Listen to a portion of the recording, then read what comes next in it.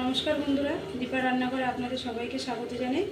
আজকে আমি রান্না করব লোটে শুটকির ভর্তা, বাঙালির প্রিয় খাবার। আর এই লোটে শুটকি মাছগুলো দীঘা থেকে আনা হয়েছে। এই দেখুন কতটা চওড়া চওড়া। আর আমি কিভাবে রান্না করি লোটে শুটকির ভর্তা, আপনারা প্লিজ প্রথম থেকে শেষ পর্যন্ত পুরো ভিডিওটি দেখতে থাকুন। লোটে মাছগুলোকে কেটে নিচ্ছি।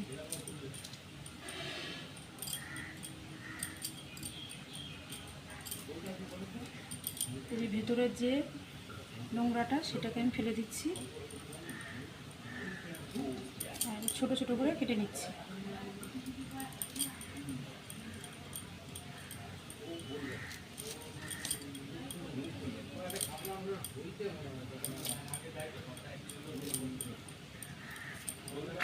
এই দেখুন, এইভাবে করে আমি সব মাছগুলো কেটে নেব। এই দেখুন, এখানে আমি গরম জল করে নিয়েছি। এই গরম জলটার মধ্যে এই লোটে মাছগুলো আমি 8 ঘন্টার মতো ভিজিয়ে রাখবো। আর এই ঢাকনাটা দিয়ে আমি একটু ঢেকে দেব। এই দেখুন, পুরো লোটে মাছটাকে আমি ভালো করে ধুয়ে নিয়েছি। আর 8 ঘন্টার বেশি আমি এটাকে ভিজিয়ে রেখেছিলাম। এবার শিলনোড়ায় আমি থেতো করে নেব।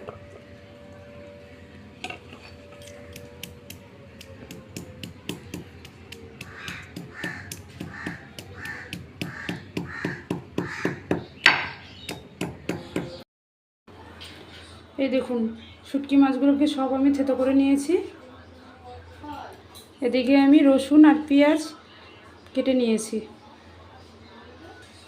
কড়াইটা গরম হয়ে গেছে, কড়াইতে দিয়ে দিচ্ছি সর্ষের তেল।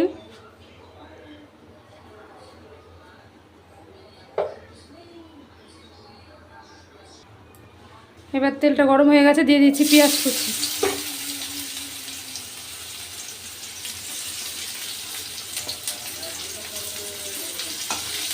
পেঁয়াজটাকে আমি একটু হালকা করে ভেজে নেব।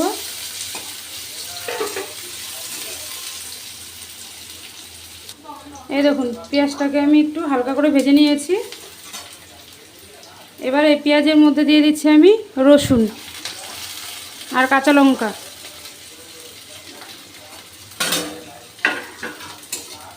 এবার রসুন আর পেঁয়াজগুলোকে আমি একটু হালকা করে ভেজে নেব।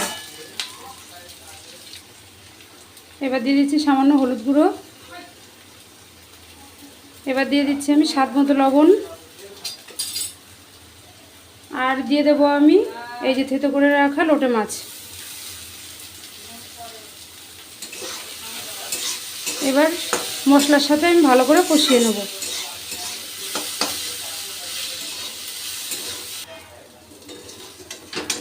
এই দেখুন, লোটে মাছটাকে আমি খুব ভালো করে ভেজে নিয়েছি।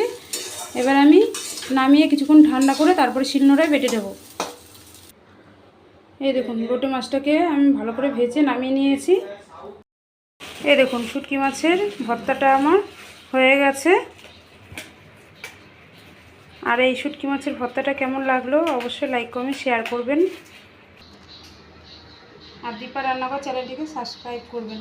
এই দেখুন কত সুন্দর একদম মিহি হয়েছে। শিলনোড়ায় বাটলে এইগুলো খুব সুন্দর বাটা হয়।